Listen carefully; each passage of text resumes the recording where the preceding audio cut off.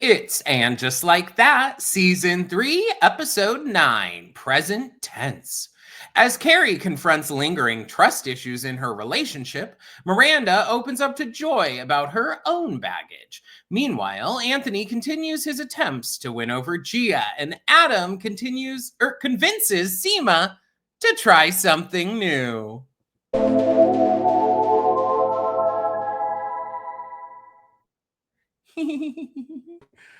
I only messed it up a little bit. It's okay. I don't want to redo that. It's fine. Good enough. It's Pod in the City. We're here every week recapping episodes of And Just Like That. And once that's over, baby, we're back to Sex in the City. So make sure that you're subscribed if you're watching us on YouTube. You're also hitting like. Just do it preemptively because we're in a community type situation and we need to help a brother out, please. Help me out. Yeah. We had so much fun in our live, you guys, because we're not just haters. We want the show to be good. Exactly. And I said to John before the live, I think that this was a Sex and the City 6. Oh. Where would you put it? Because we agree that most of the other And Just Like That episodes don't even like Sex and the City episodes. But this was like as good as Sex and the City, and it was like a mid episode. You cried. Okay. So I text Amanda too, related here. I text her after I had watched it, and I was like, I'm crying at And Just Like That. I'm crying at And Just Like That. And then like this morning, she responded to me and said, I did too. But see, I was being slightly sarcastic because I didn't actually cry, but I was feeling things. I was like, I see that this is a sad breakup. Oh, that's what I wanted to know is what were you crying about? I thought maybe it had to do with Joy and Miranda's scene because I thought that was kind of rather poignant. But it was so good. See, you put Cynthia Nixon does the best when she's playing against another very strong actor. But like when she's playing against like, I don't know, Sara Ramirez is really good too, but the two of them just sucked together. You know, I think with them, it was what their storyline was all wrapped up in. And it's like, I didn't want to see Miranda be with someone who just goes around the country and has sex with a bunch of people and is just this, that, and the other. That's not what I'm looking for in my relationships on Sex and the City necessarily. So I was excited. Not excited, but I really liked the scene between Joy and Miranda, and I really liked finding out that George Washington had recently lost 20 pounds so that he could do the Hamilton reunion. I'm alleging. I don't know. I hadn't even thought of that. Oh, guys, that was really important. I guess they really thought that we were going to notice when a 6'8" man loses 20 pounds. Big beefy daddy. You know, like we would, yeah. Okay, sure. Like, what did he take a big dump and then? Who was it in our chat? It was Queen something.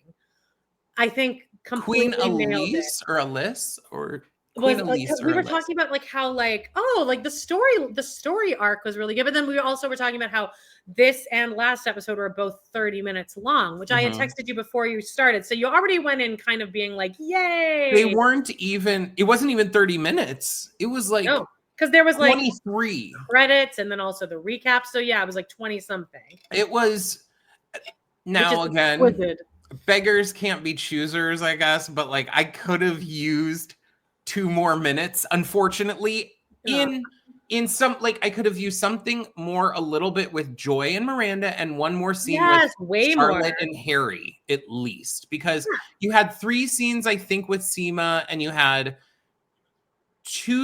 3 scenes with LTW and George Washington.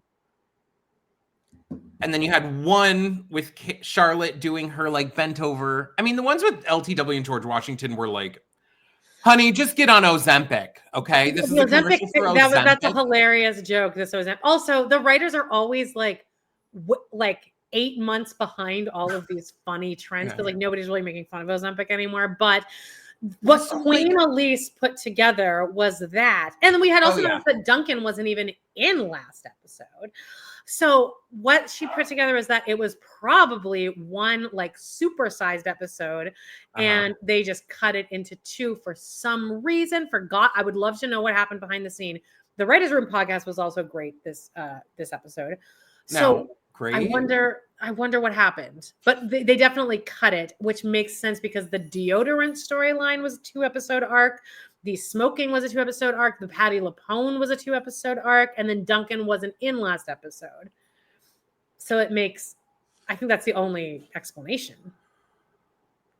Yeah. I agree.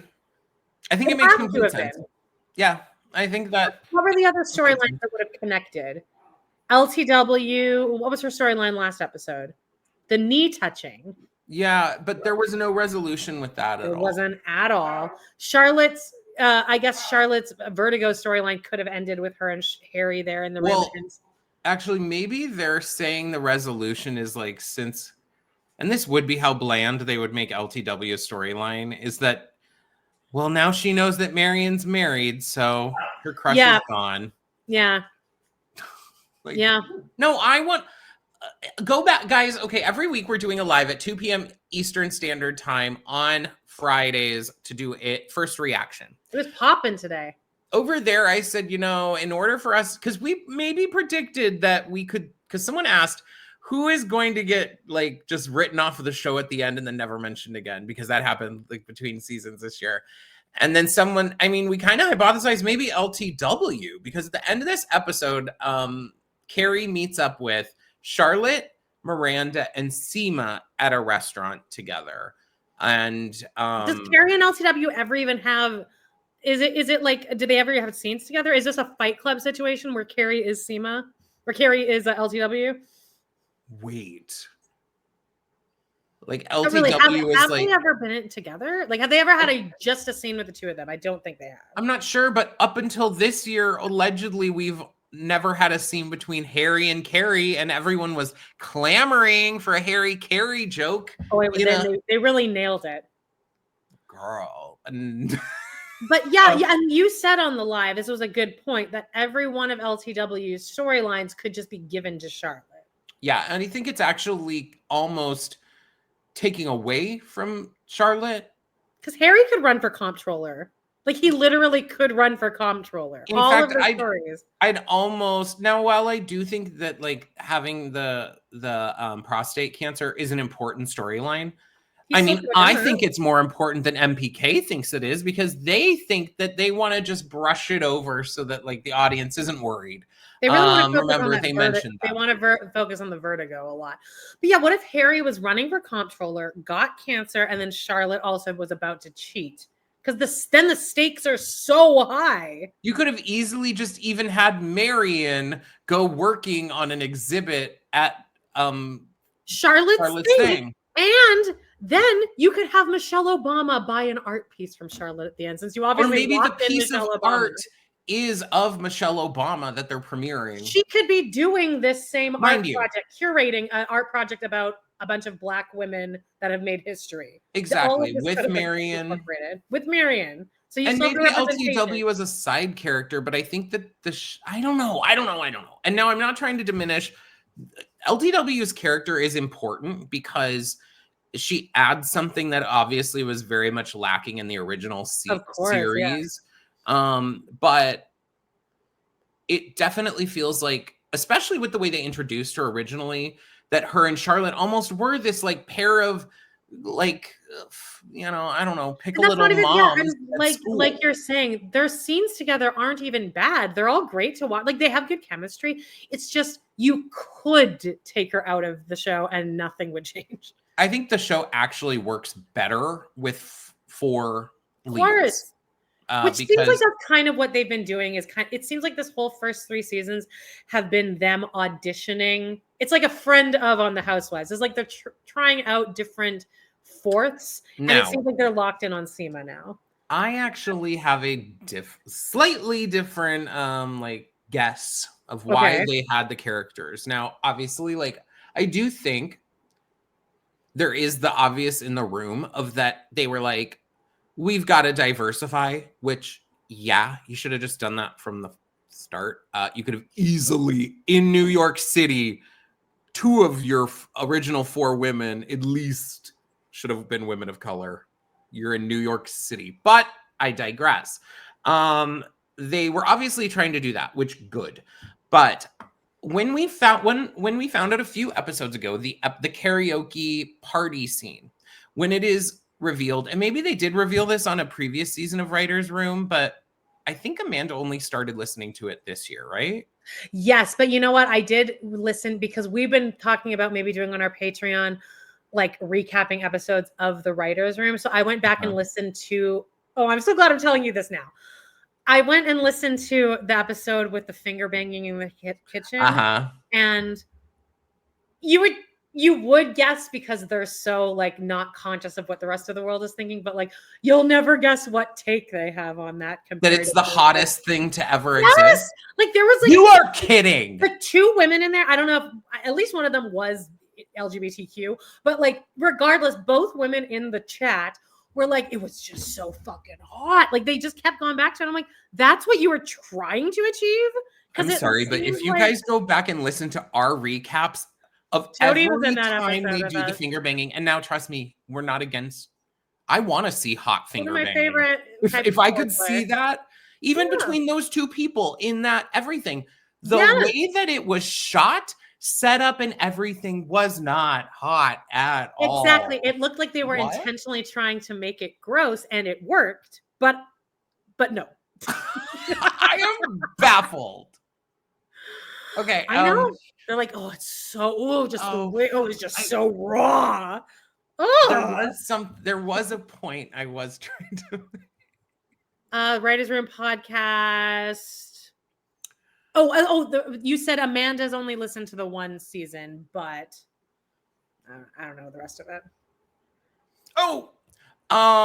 I think that the introduction of those characters, that's where I was starting, is the extra ancillary women to be paired, or women and non-binary people to be paired up with the other ones, were because, as we found out, and maybe again this might have been revealed previously, but as we found out, that party karaoke scene was shot in different locations with different days, people not there, and because people the stars couldn't all be together because they're so busy.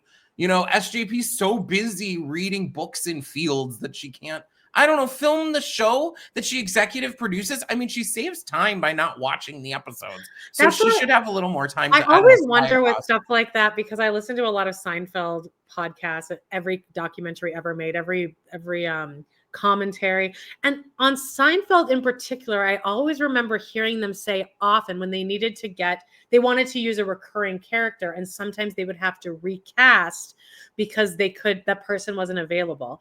And I'm like, this guy that was in one episode of Seinfeld and that's all he's done his whole career, you couldn't get this guy back? Seriously. Like, what else was he doing that he didn't want to break that contract for Seinfeld? Now, not to be bitchy, but the only person I really see working actively outside of Anne just like that is Cynthia Nixon. She's actually doing The Gilded Age and other stuff. And she does Broadway a whole lot too. I can understand. But anyway, so ending piece 5 minutes later of this like thought I brought up here. I think that the women also initially, or the people in the ancillary, like paired up people in the first season were also brought in because they couldn't get the stars to all film together all the time. So they had to bring the side people in to film with the stars when the stars could do it. And they had to have one person for each character, because you had... And those people are probably easier to be like, hey, you need to be here all the time. You have no choice. You have to follow us. If SJP needs to be in Bali, we're filming the show in Bali. I don't know. Do you think that her and Matthew Broderick is a lavender marriage? Do you think that they're just like, it's hard to say, because I just don't see Matthew Broderick as the type that's gonna like, now I know there's a lot of straight men out there who aren't the type who are just gonna like ravage a pussy, but like he does not give me the type that at all. Like I can't actually picture him like penetrating a woman. Oh my God, what? Well, what a conversation. I see him as the type who would hit someone with their car and those people would die and he would end up paying a $60 fine. Well, I mean, Caitlyn Jenner did the same thing, and so maybe they're both part of the LGBT community. Maybe it's a gay because thing. we're Hey, person who commented 3 or 4 weeks ago, there's a great example for you, sweetheart, that we're not all we're all not all portrayed perfectly. Oh my God, the fact that you're still thinking about that comment that I had forgotten about as you were reading that I it can't to me. remember like minor shit, but oh baby, that was sick with me. All right, so this episode was shorter, yippee, and really, ultimately, this episode will be remembered as the breakup episode, right? It's good. The writing. Oh, you know what I did? I forgot to say this in the live. Yes. I thought this episode must have had some kind of ringer writer in there. Like, this is obviously somebody that has never touched any of the other episodes. But no, it's like there's two same annoying bitches on Writers Room podcast. I didn't personally. I thought that the story I liked. I wouldn't say all the dialogue was my favorite, but a lot of it was. Okay. I was just so utterly overjoyed that they broke up and that Carrie actually gave it to him. Wasn't just like. Now, I don't think that Carrie was completely innocent in their whole situation necessarily either, but exactly what Carrie says of that she put up with all kinds of shit. She lays out exactly what it was, and I really appreciated that from the writing. I think it gave an actual real. It gave us what we wanted. We're like, yes, this is what we're saying. The family. It's not just this fairy tale that you have from 15 years ago, this idea of this person that you were with before and that you can come back. It was actually a really nice, realistic portrayal because sometimes you have this idea in your head of what you think you could have been. So you're always searching this thing of like, well, it could have been this. And, and then you finally do try it.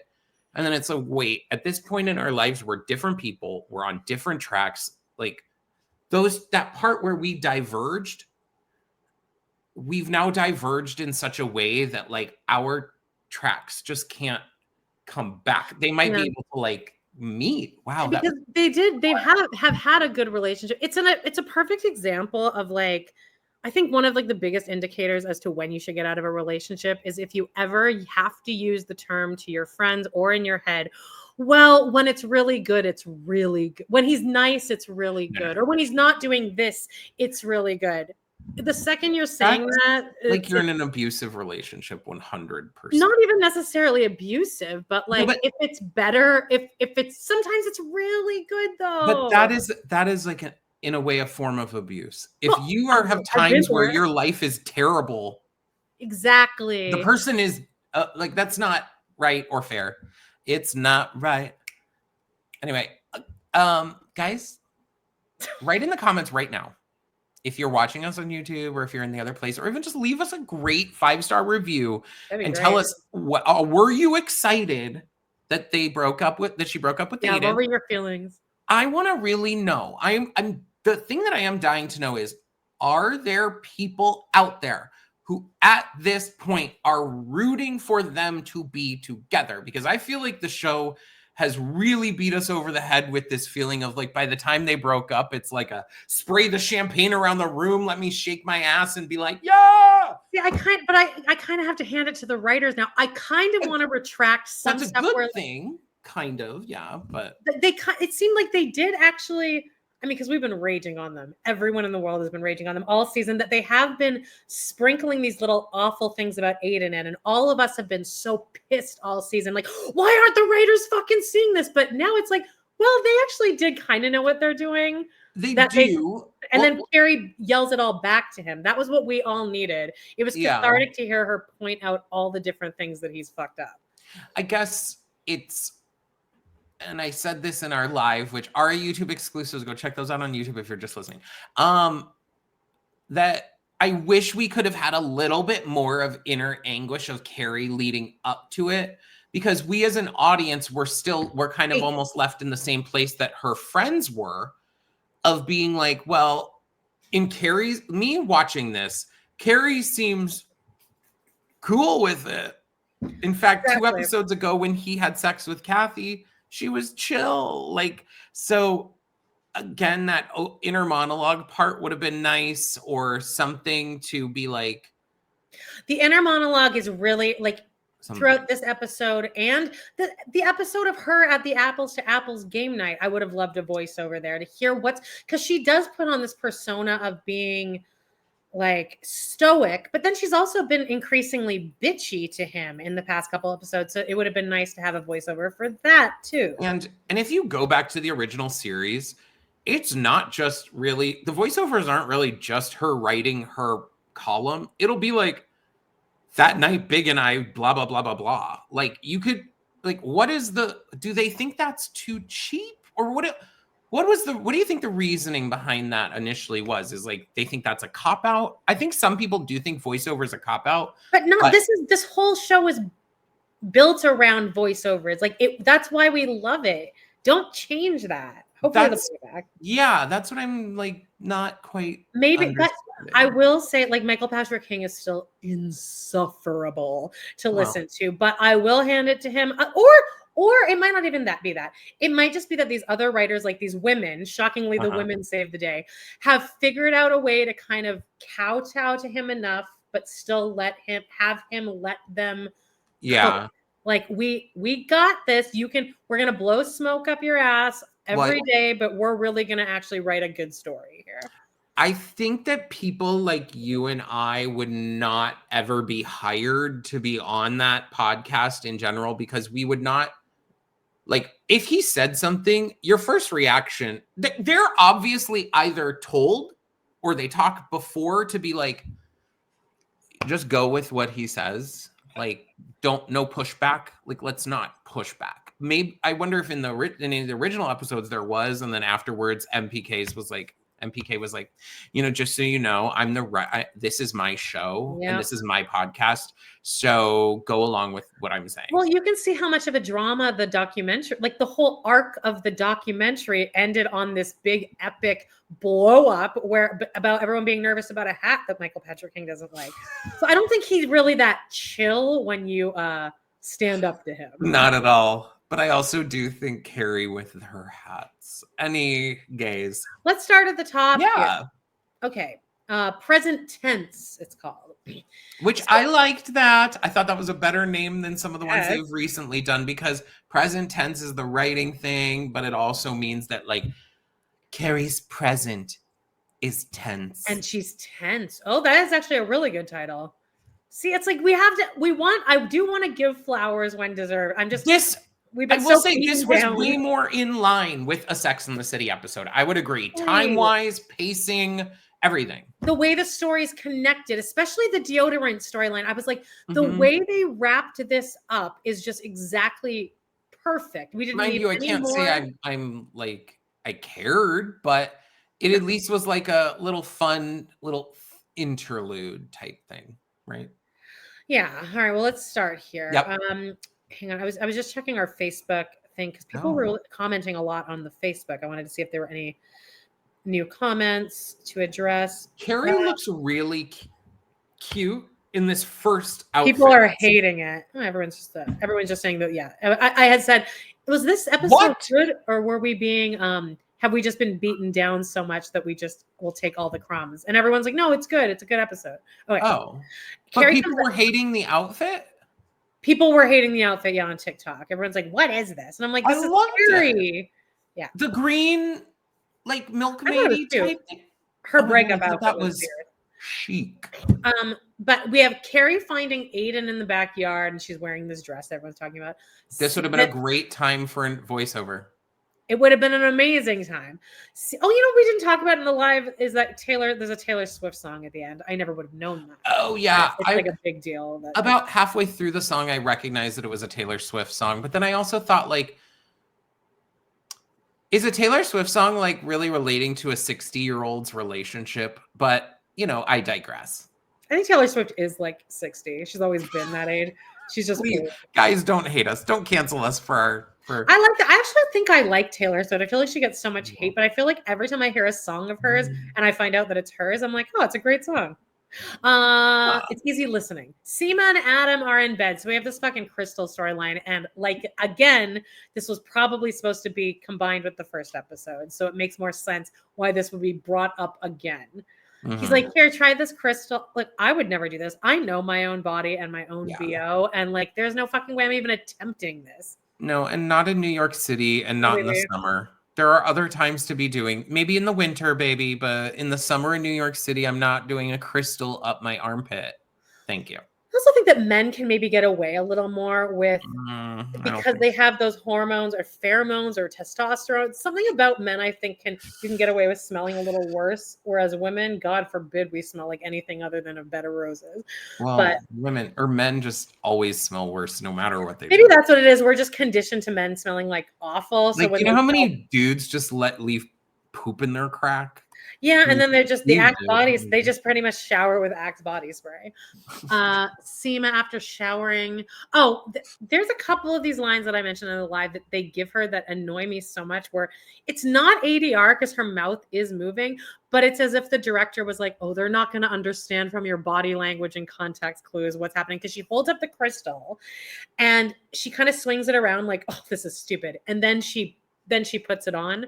And apparently there's no way we could have put together, oh, she's going to give it a try. They have her say the words, oh, I'll give it a try. Oh my God. Oh my God. I thought the exact same thing. And that is another piece of how this show is worse because they wouldn't do that in Sex and the City. There's another moment who I think it's maybe Miranda does it with the alcohol or something. She does another little thing. She does do one. Yes, she does. Like she adds a little extra beat. She says the inner monologue, which you don't need. We know and we live in bodies. Typically don't. I mean, I kind of do that sometimes. I like to talk to myself, but I'm dramatic. But I don't think. I think it's more. I stim around my house all day with the dog. But it's more stimming than it is me narrating what I'm about to do. No, I'll try. You know what? I'll try hot dog. I'll take a sip here. She does it again. She goes, where is my purse deodorant? Where is it? Like we could understand if you were fishing through your purse for something and then you pulled out your mini deodorant. I was annoyed that they put those. Actually, because what they're trying to achieve here is some comedy. Your problem is you're trying to achieve physical comedy in a way. Yes. Yeah. And part of that, and I could be wrong. Maybe there's some acting professor out here who's listening. Babe, give us a subscribe. If you are.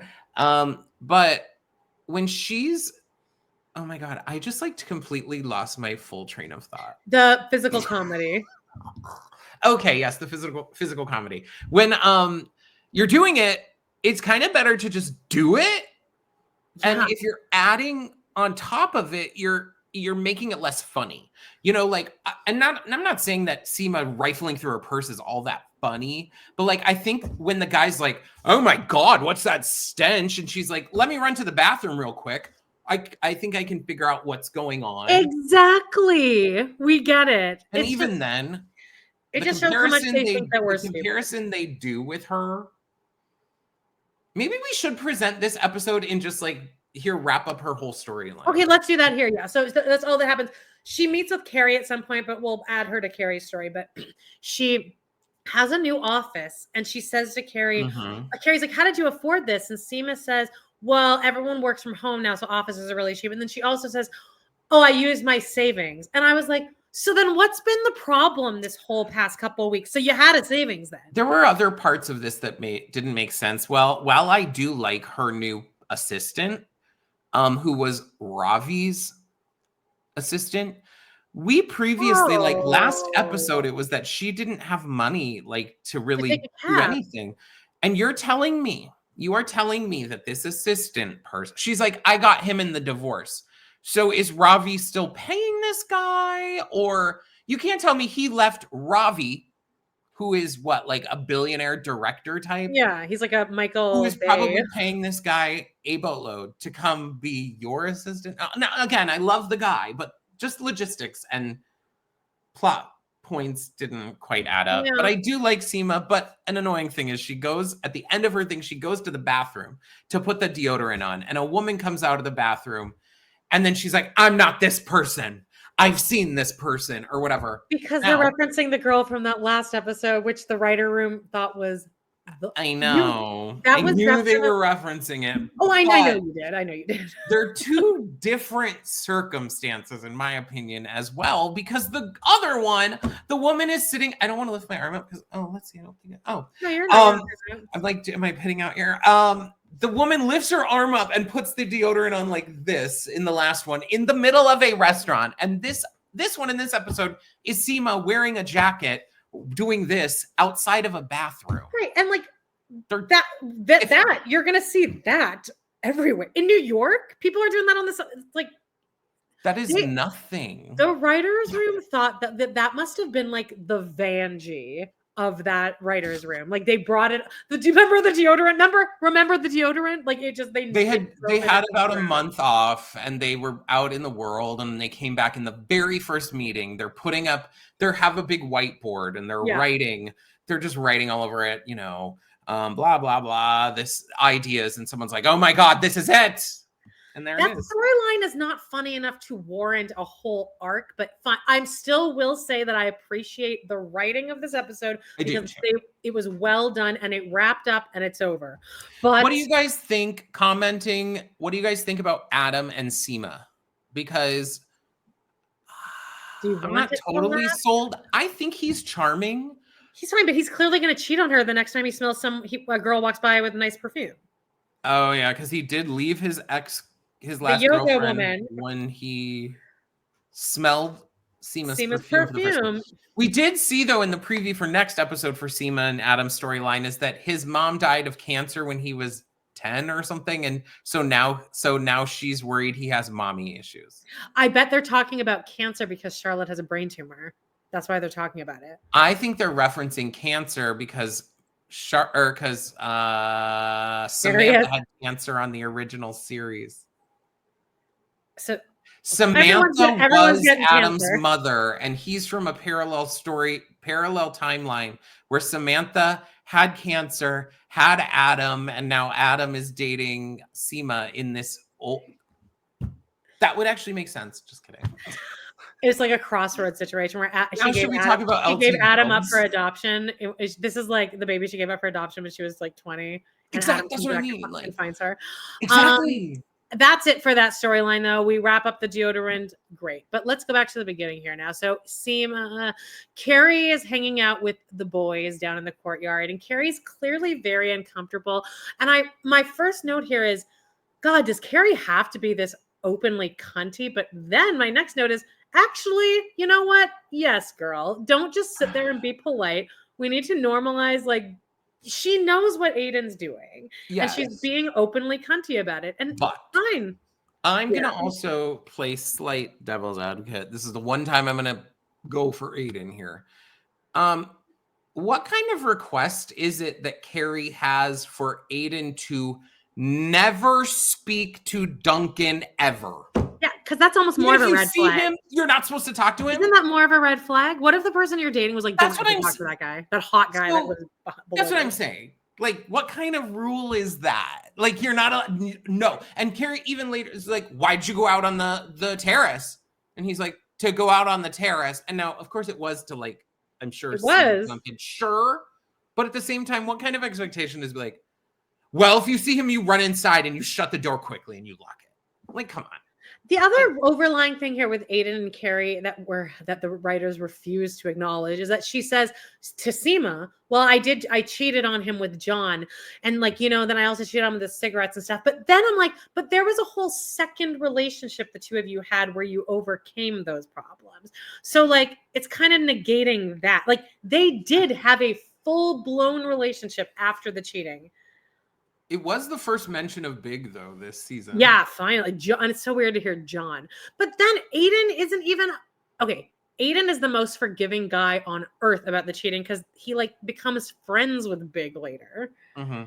So, I mean, this doesn't make any sense. I can't imagine getting back together with your boyfriend from when you were, like, from 20 years ago and then being like, well, you cheated on me that one time. I'm scared of you cheating on me. It's like you're dating a whole different person. Okay, though. Do you would still feel nervous? I would maybe feel nervous if it was Carrie and sexy Duncan and they're having hours is open-ended meeting sessions where they're like vibing together and you're upstairs being like, you're telling me, okay, let's put yourself in Aiden's shoes for a second here. Okay. Now, mind you, I think Aiden shouldn't have even come from Virginia. I think Carrie and Aiden should have broken up 6 episodes ago. I don't think that they should have ever gotten to this point. After the game night, they should have broken up. That's when I would have. 100. It should have been like remember I said this felt like a breakup because she's like, you thought, yeah, you definitely thought here. Here's the key. You can come whenever you want. But I thought it was like an easy way of letting him off and being like, yeah, here's a little consolation. But I think that okay, yeah. Sorry. Aiden asked Duncan about the pipe, and I thought he's just poking. Though what? He's just poking him here. What's the deal with the pipe? But then the smoking thing, I actually thought this was genuinely brilliant to address the smoking thing because that was a thing that she did cheat on. Like that was an actual storyline where you would need to actually kind of know that reference. And I was like, wow, look at that. And really, that could be also triggering to Aiden.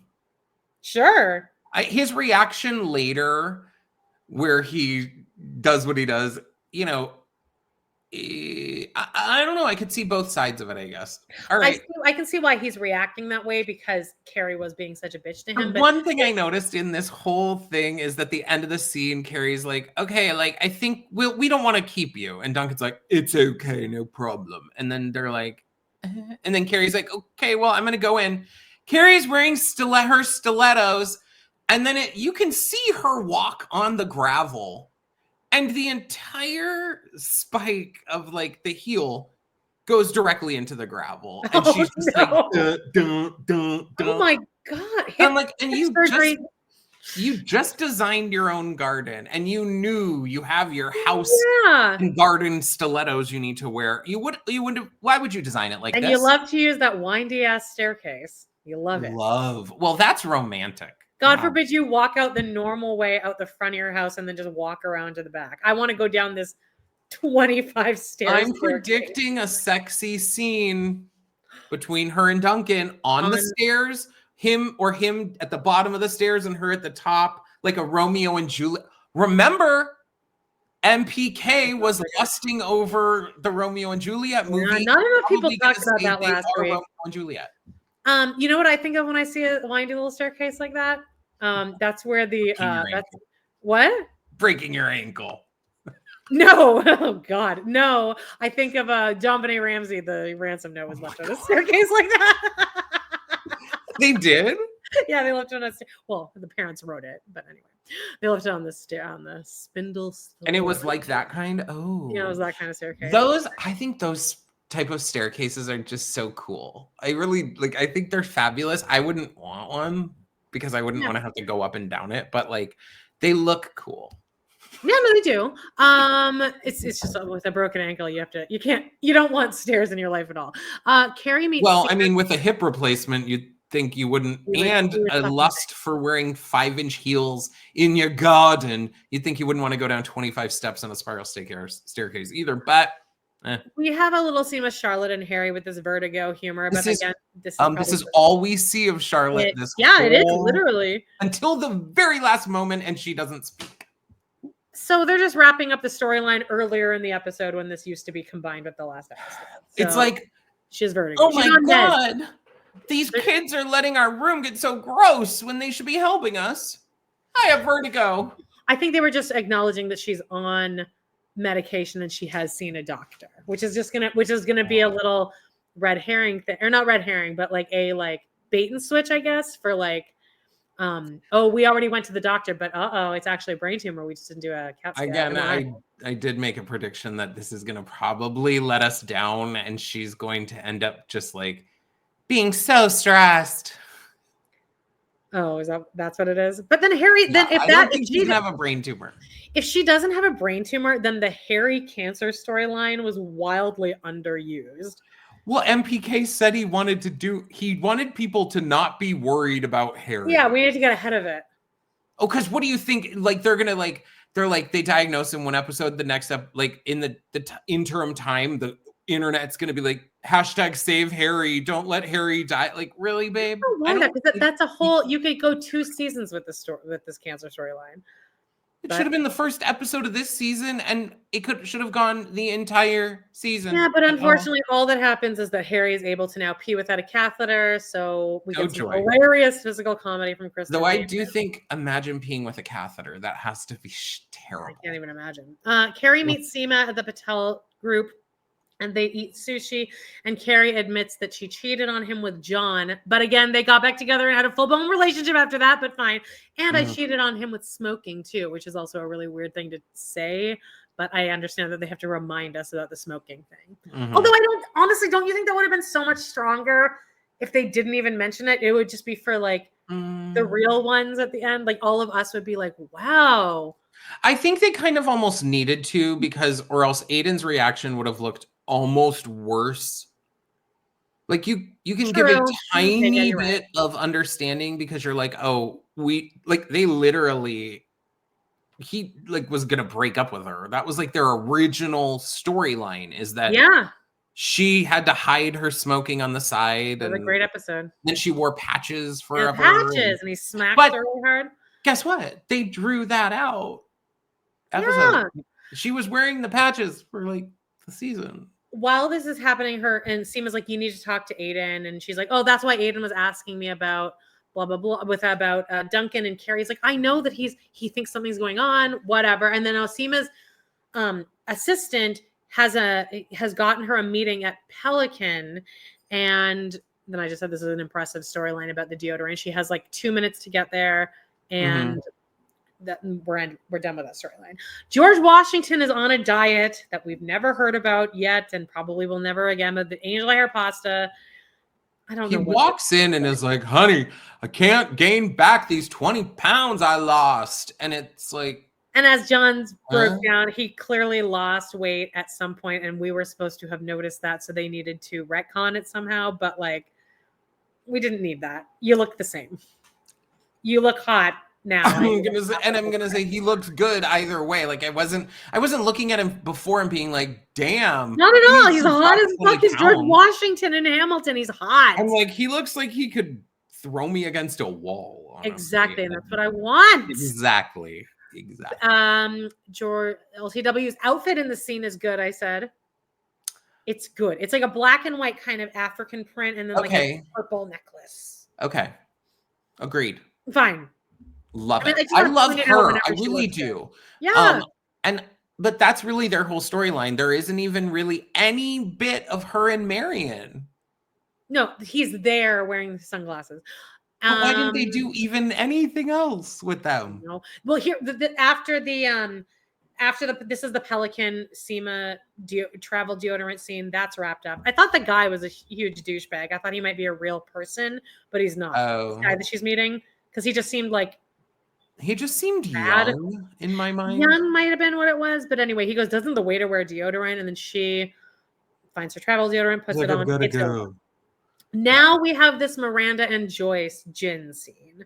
And I thought it was super well written. This could have gone on longer, but at least we addressed it. And at the end of this scene, it was just like, oh, here's a nice adult, mature conversation with both of them. Have flaws, but none of them are deal breakers. And she says, I have a lot of baggage, actually, Miranda. And Miranda says, well, you know what? I got room.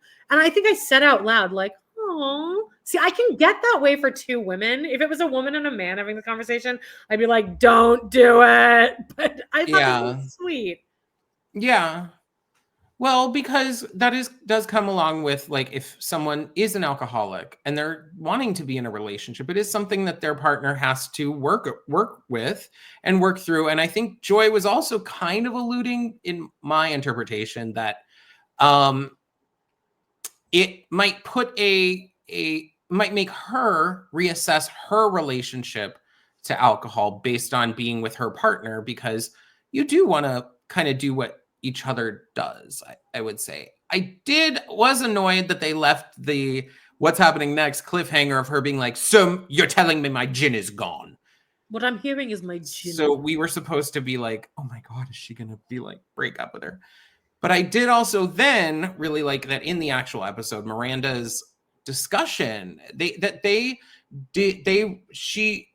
had a real, like, I'm not a person who can just have a drink. I can't be even though they haven't really established, even though they haven't established that really. But I guess because she wanted to drink it. Yeah. All right. She did.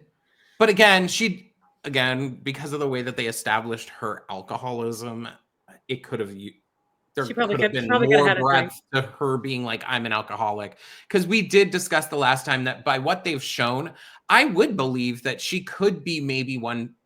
Now, someone in the comments, please read me my Miranda rights here. Oh, my Miranda rights, literally. Maybe I'm off base, but there are people, I'm assuming, that might have an maybe not the greatest relationship with alcohol, but can have a drink or two. They can do that, but still have to restrict themselves, right? I used to be able to. I wonder if I don't even know if this is an actual scientific thing because I never in college, like I wasn't a drinker. I smoked pot. So I wonder I wonder if it's true that like once I started drinking, it got progressively worse and worse. I think it's also because of my binge eating. Like I'm a binger. I'm a very addicted personality. But I wonder if it is scientific that once you have a problem with alcohol, can you go back? Or is your body now conditioned to it that it's over? I would assume it's at varying degrees. And then maybe if you are the person that could have a drink, maybe then there is a different term for it than alcohol, being an alcoholic. I don't know. I actually don't know. I do like, though, that the show established it. I think it's an adult thing. I like that she is having an adult conversation with an adult about a relationship when they're 60 years old, unlike the relationship she was having with Che, R.I.P., that it was like, well, I'm going to go do stand-up around the country and fuck women everywhere and everything I want. It was awful. That's not really what I'm looking for from Miranda. So this was nice to have and I like Joy. I like her too. Julie said she thinks she's one of the only people who doesn't like Joy. Oh, yeah, no, I also just really like the actress. But I think it is, if they do go how about they go the direction where Joy is a full-blown alcoholic? That's a fascinating storyline for me. If an alcoholic is dating someone who is newly sober, and then the alcoholic doesn't have any interest in getting sober, I think that's kind of what I got from what she was saying was that, well, I actually do drink a lot, and I actually don't like feeling bad about myself, and I will feel bad if I drink around you because it will make me look at that. That's where I think. I thought that was where it was going at the beginning of it when she started talking, because she does say that. But then she kind of turns it into this thing of like, yes, maybe that for me though is a problem as well. Like she didn't say those words exactly, but so I'll be interested to see what they do with it. Great. At least they're spending more time on it. For a little nibble though, before we get into the full, I mean, what's really left? That's it. Anthony. Oh, Anthony and Gia. Do you want to wrap that up? Oh yeah. All right, I'm just gonna pause. I do want to say though, that. Are you pausing it? I haven't paused it yet. I was just going to leave it up a little break up. I was going to say well, no, just pause. Okay. you put your thoughts together here. I almost pressed end and it would have been. Just kidding. So yeah, here was my thought. Yeah. You wanted to wrap up the end of Miranda's storyline. Great. At the preview for next episode, they showed the return of Steve, baby, and they also had Brady. He's back. He's on break from the clam store. I've been doing lots of shucking, Miranda, and I'm gonna find out what it's gonna be like when my grandparents. Because they do this fake out thing that they clip farm in this shit. They've pulled out this piece where Brady's like, I've got to tell you something. And then it cuts to Miranda and And Steve, they're like, and they're like, what? so Steve's we like, were let me think. predicting. Oh my God. Oy. And if you're joining our video, if you're here at the 50 mark, write your 50 crew, and then also say, what do you think he's gonna say? Like, what is Steve's or what's Brady's like revelation gonna Guess be? what? It's not, whatever it is not going to be anywhere near as good as any of the suggestions. See, that I we wanted him to be getting Lily pregnant. Oh, that'd be so, because that would make sense with the storylines they're showing of the fucking kids. It would Maybe they'll have it after 100,000% make sense After for karaoke this show. night, they fucked. What? After karaoke night, they fucked. Because she was sad about her boyfriend. And Brady was there. And then he was there afterward, like helping, like, okay, this is what that's what happened. I would love that. What a great storyline for next season, too, to have Charlotte be a grandparent. That would be great. To have Charlotte and Miranda be grandparents together. I honestly am buzzing. We need that.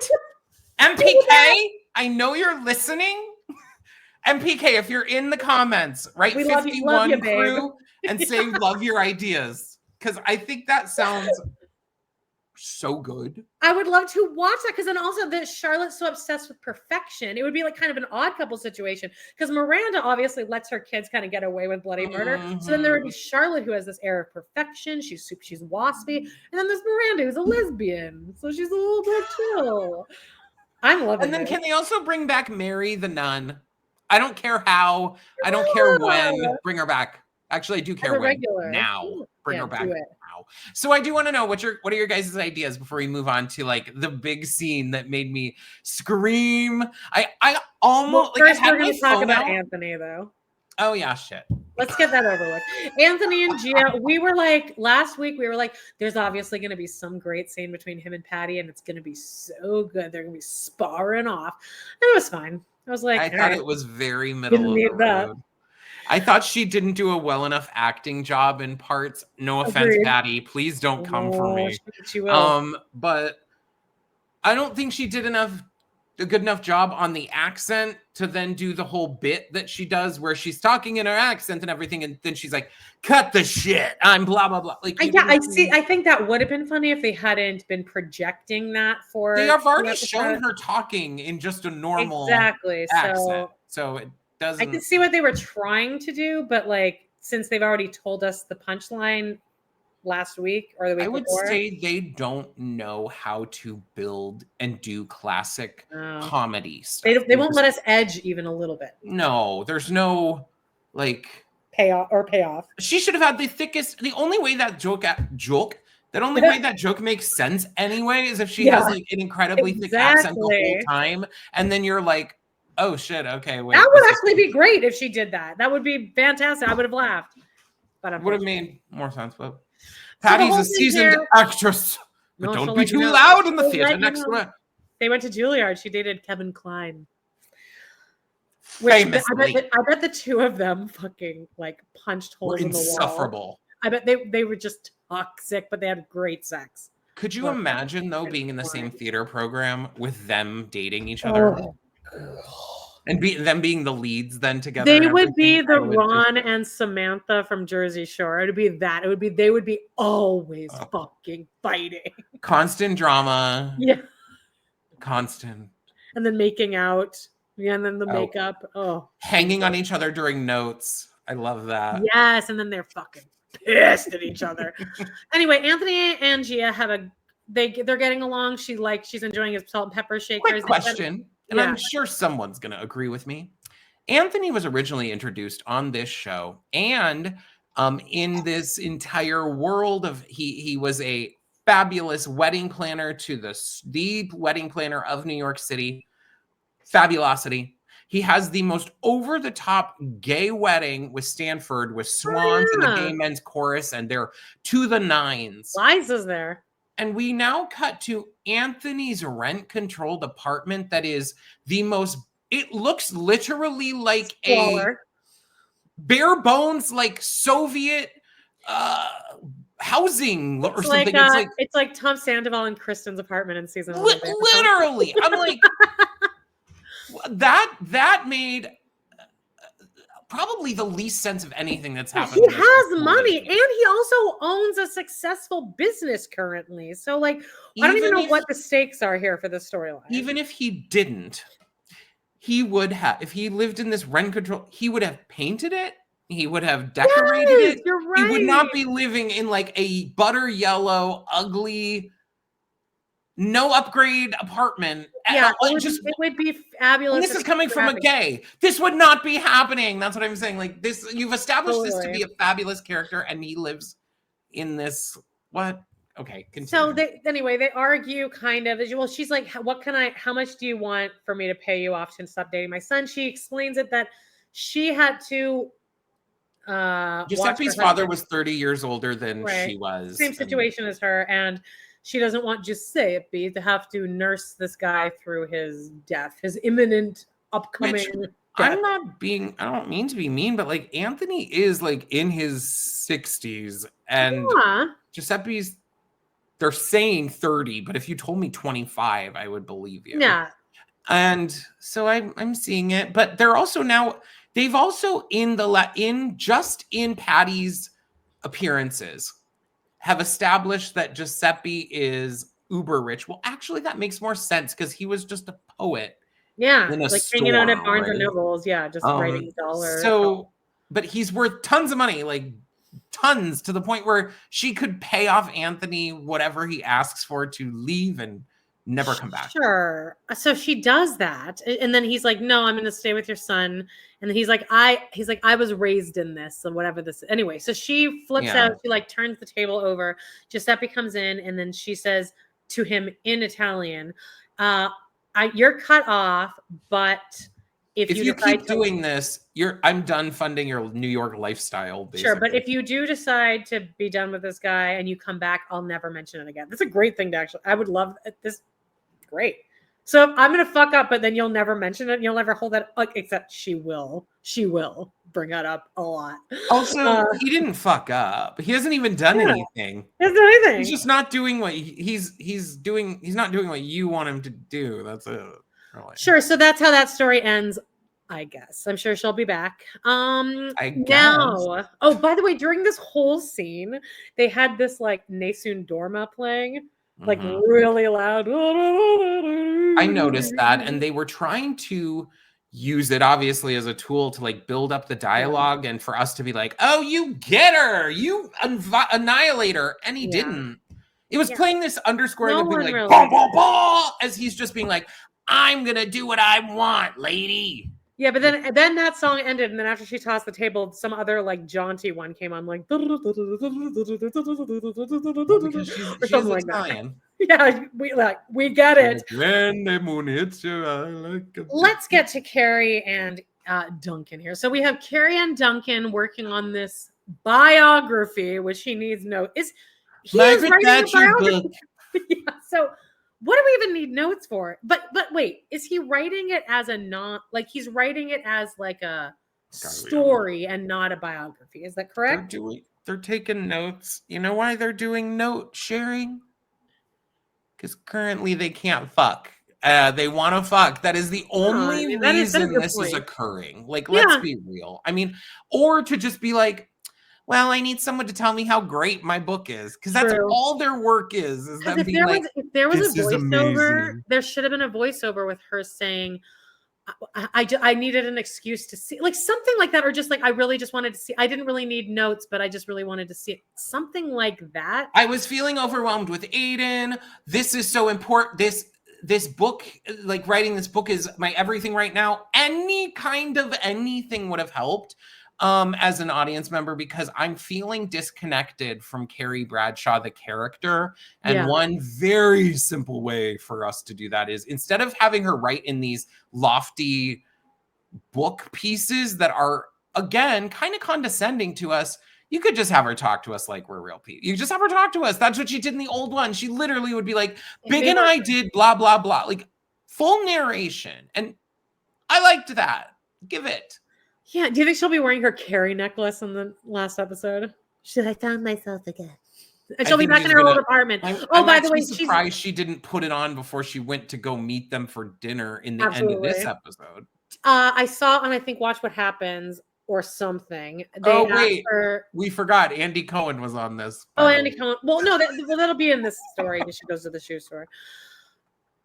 I think on Watch What Happens, somebody asked her, is Carrie going to find her way back to her old apartment? And she was like, no, I don't know. I did see that. So obviously, fine, good. Oh, well, I guess the reason she bought this place was for an Aiden. Yeah. But then what about Duncan? Her and Duncan just move into her studio apartment. Duncan comes and moves in with her.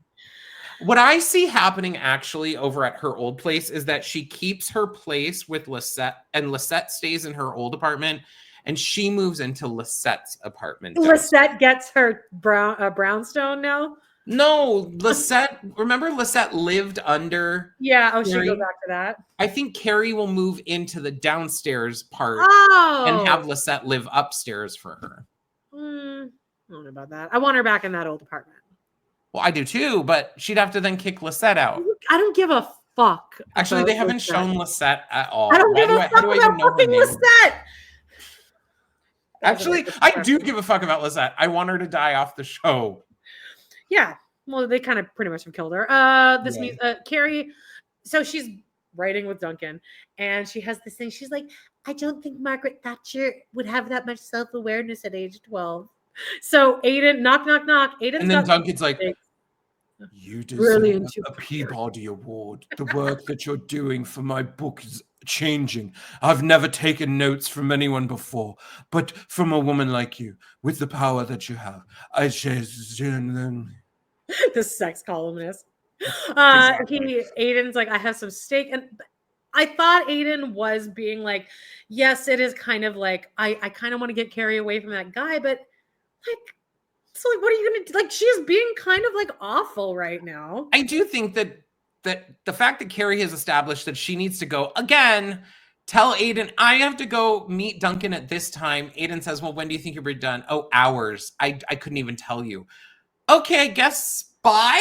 I understand both sides of this. I do think it's more that he wanted to be down there seeing what was going on. He's untrustworthy, but I also think it's like, hey, it's dinner.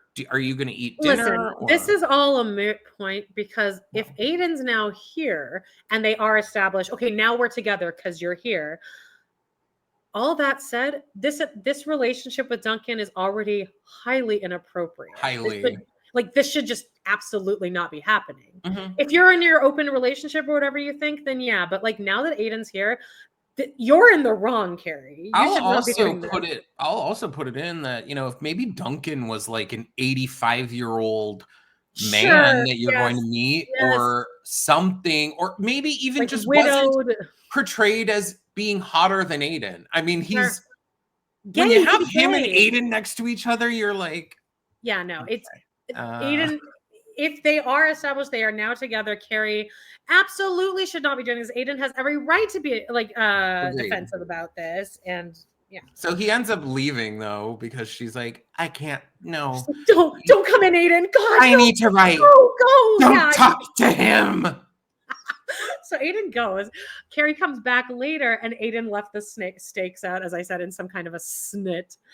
Also like wasted food. However, I would eat those steaks 100% still. Was it a snit or was it like a thing that Carrie would do? She would walk back to the apartment, put the steaks down, and then be like, take a dramatic shower. And then in the old series, it would be like, I tried to wash off the feeling of the day. And this one would be like, the woman opened the water spigot. And it's, I don't know what they would call it. The beast had been slaughtered earlier that morning, and the steaks were laying out. She had stoked the fire to warm the bathwater for her. Like, okay. Well, I actually found it kind of refreshing that like the fight that she has later when she goes and sleeps in the other room. I was like, this is definitely an experience that literally everyone in a relationship has had. I'm gonna sleep in the other room then, but I'm not gonna say anything. And then when you come in to get me, I'm gonna be like, no, I'm fine. Because she does come back eventually. She sees the stakes there, and then she goes to Aiden, who's laying in bed. Every time they have fucking Aiden in this bed, too. It's like they've given him extra bronzer on his body. They've tousled his hair in this one way, and he's always leaning back. It's not working on me, though. It's not working on me. I wrote down the words there. She goes, "Good, you're still up. I'm sorry about dinner. And he's like asleep. And she's like, I would have come early. And then this is a weird line too. She goes, if we were working on my book, I wouldn't have, but he's been so generous. I just felt like I owed him something. Like, what? He's renting from you 5 times, and I've only gone down on him 3, so I owed him at least like a little bit more. So then she gets in and she like hugs him, and then he goes, no, get away from me. You smell like smoke. Go take a shower. I mean, I get that I think it was a very definite, like they did this on purpose because he could have just said, oh, you smell like smoke, and then been kind of pissy and cunty, but not the words, the sentences, get away from me and go take a shower is a no bueno. Well, they're very degrading. They're degrading. Yeah. I just don't think I could get past that. Or like I said on the live. Like he's looking at her like with complete disgust. Yeah, just. Which I think he actually kind of has done before. And so in a way, they have done a good job of mirroring the original series in those and their original relationship, because then their ultimate, breakup conversation is detailing all of these different things. So yeah, I actually think it's kind of I don't think they did this on purpose, but it's kind of a brilliant storyline to show, because a lot of us have that one that got away, or like, what if I'd stayed with them? But it's showing you Aiden's always been seen as this huge victim all these years. But now it's like, well, now you get another chance with him, and it turns out he sucks too. Yeah. It also shows that over the passage of time, people change. Yeah. So what you thought, or even what was a great relationship maybe back in the day, Aiden now has grown children, an ex-wife. I mean, that brings the baggage along with all of it. And that changes who you then ultimately are. I mean, Aiden never would have been like the hokey dad dancing at the table, to make his kids laugh back in well, maybe he would. How often do you think child-free women successfully date men with children? Because I just don't really see how that works. If you are child-free by choice, I don't think they would choose to date a man with because I dated that guy and he had that kid, and like that's the reason that I immediately was like, there's no way this will work out. But was Carrie child-free by choice? Yeah, remember? Because Alexander gave her that. He's like, you need to figure out if you actually want this or not. And then she decided that she didn't. Oh. And she didn't, obviously. Yeah. I don't know. Yeah, but then it's okay. Well, it's complicated. Again, it's a good storyline to show because this probably happens all the time. Okay. Here's the thing. Aiden goes to get her. Carrie, so he goes, go take a shower.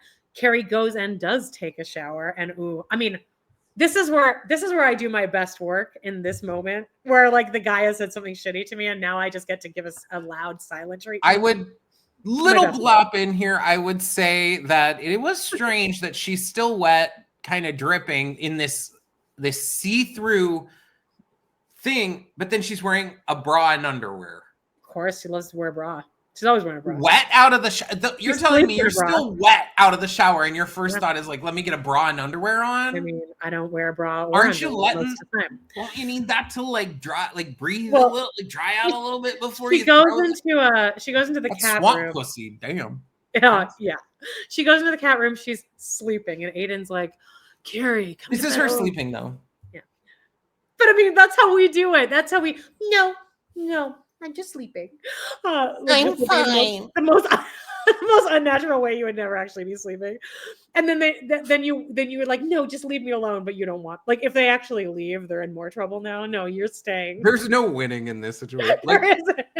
To be honest, though, this again, it's like one of those things where it just keeps going, and you're like, okay, you should have. This is just crazy. Yeah, I know. You should. You're 60. Y'all are 60 years old, and this is the game that this relationship is, and it makes sense with what Miranda said before, where it's like, it just seems like you're working like really hard at this, and they are. I think the other thing with the voiceover thing, if she had been giving us voiceovers this whole time, it would have felt like we were along on this journey with Carrie That's this what I'm whole time. saying. But now when she does say all these things back to him, I feel very disconnected with Carrie. I'm happy that she has come to those conclusions, but I felt like disconnected with her. I feel like those conclusions should have been being made and pieced along the way in a way. Didn't we feel kind of like we were just a ship lost at sea and Carrie wasn't with I us? kind of felt during parts of like it was the reaction that we had to like her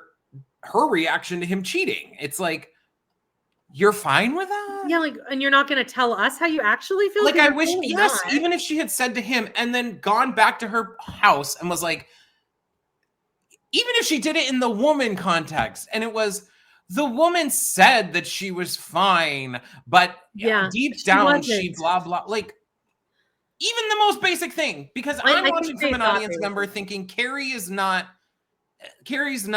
like, I'm not relating to her in the same way that you kind of used to be able to. And it's because I don't know how she's really feeling. No, because she's being weird, but at least, okay, so the next morning we wake up, she looks amazing. Like this breakup dress is, I mean, she looks great. Perfect. Always. The hair, she looks amazing. Perfect. Aiden is doing that fun classic thing where he's like, "Oh, I'm just making breakfast. Good morning." You know what I realized?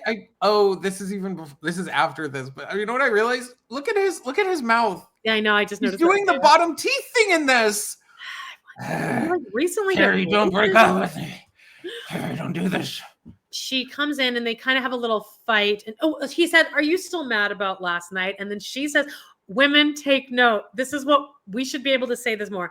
Yes, and I have every right to still be mad about." Yes, you do. Agree, but this is also when she says, "I told you never talk to him." And again, I think that's a really hard line. But then they do have this argument where he's like, I just happened to be out on the terrace. And she's like, "No, bullshit. You went out there." She's calling him out. And then she goes, "I'm going to go for a walk." And he's like, "No, you know what? I'm going to go for a walk." And she goes, "No, I'm going for a walk," which is a very like, I feel like this is what, when she like yells at big and stuff, she likes, remember? She has a way of speaking that I noticed in that. And then I noticed especially too in her breakup monologue. Yeah. She has these like, I was a blah, blah, blah, blah, blah. She does like certain inflections. And she says it in her breakup, the scene with Big where she goes, "You and I, nothing." It's very exactly. that. So, which I loved. I was like, "There's our Carrie." I'm like, "Oh, okay, great." So and again, though, it would have been nice to see a little bit leading up to that of like. Still, then he goes, "Then go for a fucking walk," and she goes, "You know, I hate the smell of fucking smoke." I feel like that's another line that needed to be spoon fed to us that we actually didn't need. And then I'd be like, "I'm sorry." Like, what the fuck do you want me to do at that point, bitch? And I took a shower. You know I hate the smell of smoke. Okay, then go die. What? Like, then leave my home. What do you want me to do in that moment? You're entitled to a smoke-free life, not a smoke-free world, Aiden. Carrie's now in the shoe store, and we get Andy Cohen. He's like, "Hi, Carrie. Hey, Carrie." Who is that Andy Cohen? I didn't know. It's like, okay, y'all cut your episode down so far, but you still gave 30-second cameo for Andy Cohen to do nothing. It is genuinely a nothing cameo.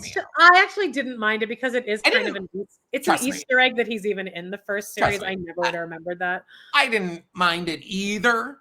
But I think if you're really trying to streamline your episode and you give us there was an equal amount of scene time to Charlotte and Harry as it was to this Andy Cohen. Oh yeah, you're right. You're right. Well, she gets a text from Aiden saying, "Want to meet for lunch at that spot we liked," which is actually Tartine, which is a French restaurant right up by it's kind of near Stonewall-ish. It's by the Duplex, Gay Street and Christopher Street. It's up a little bit. Carrie's in. Carrie meets him, and he's like, "I ordered you an iced tea." They're sitting outside, and then she said they have their little conversation. He says, "You know that I have trust issues with you, so can you blame me?" And she says, "Wait, you had trust issues or you have trust issues?" And then he thinks of it and he says, "Have." except you didn't in the original series because you, again, got back together, full-blown relationship. But fine. Then he goes, I think, though, they are more triggered because, again, you're seeing your girlfriend say that she needs to spend open-ended hours on end with a sexy British writer guy. I mean, like, and when you that would trigger me too. That would trigger me too. Approach her about it, she's a total asshole to you about it. Like, and it's the same thing of like, well, you didn't tell me that Duncan was like this, like GQ style, right? Like, so I would be triggered too. I get it. He says, "Can you fucking blame me?" And then she says, "Can you stop fucking blaming me?" I like that. And then she gets up, walks away. He follows her, and then he's like, "Carrie, what the fuck is this?" And then she turns around and she goes, "How dare you?" And then this was a good, I'm glad she said this because it does also make the audience go, yeah, you're right, Carrie. Is she says that I did nothing wrong this time. I mean, the flirting with the Duncan thing is kind of wrong, but she did put everything into this. I was 100% in. And I agreed to things that nobody would have agreed to and that you yourself were not able to achieve. And then he says, wait, you said you were 100% were or are, and then she thinks about it and she goes, were. And he says, well, I need 100. Was. What?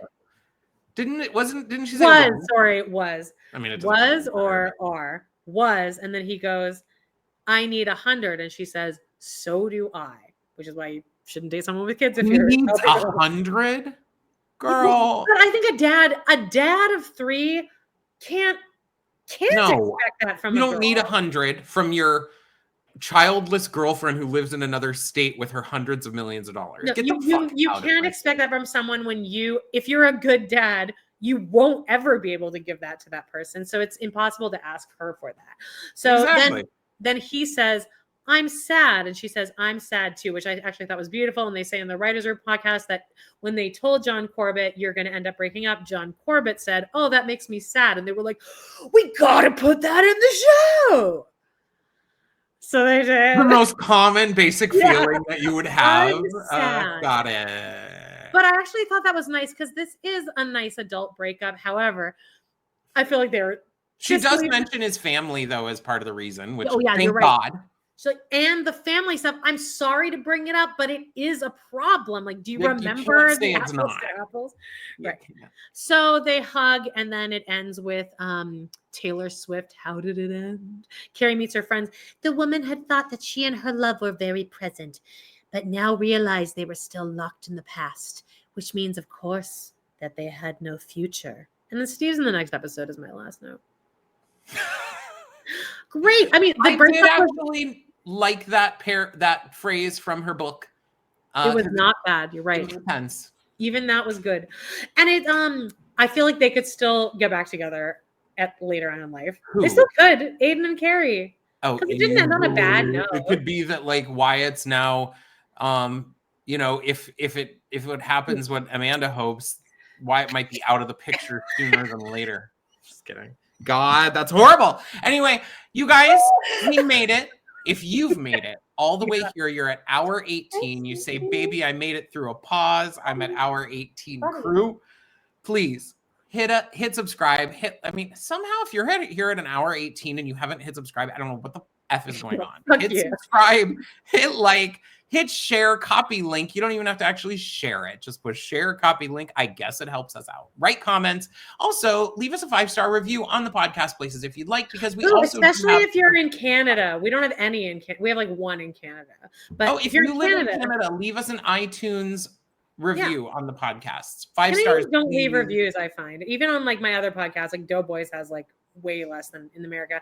And check out our Patreon. We do Smash. We're doing it and just like that. What? Oh, we're doing Vanderpump Rules, Girls, and then we're also going to be doing All Stars 2 of Drag Race once Girls. Oh, I can't wait. But join over there. It's just fun. Even if you don't like any of those shows, we spend about half the time or more talking about other shit anyway. So you don't need to be like really locked in. Also, check out our live streams every Friday. It's Pod in the City Fridays. I don't know. It's fun. Today was super fun. It's a really lovely crowd over there. Everyone's kind of friends with each other. It's like lovely to watch the chat. Yeah, and we do an instant reaction after not instant, but you know what it is. Instant reaction after the first new episode, and then check out our recaps as well every day the next day. We have it all over the place. Friends icons stay the same. Friends never. What was the thing you used to always say? Oh my Friends god. may come and go. Hey, Amanda. They say that love comes and goes, but friendship. Some things come and go, but friendships never go out of us. Trends come and go. That's what it was. They say, oh no. Have you heard trends come and go, but friendships never go out of style? Bye, guys. That literally was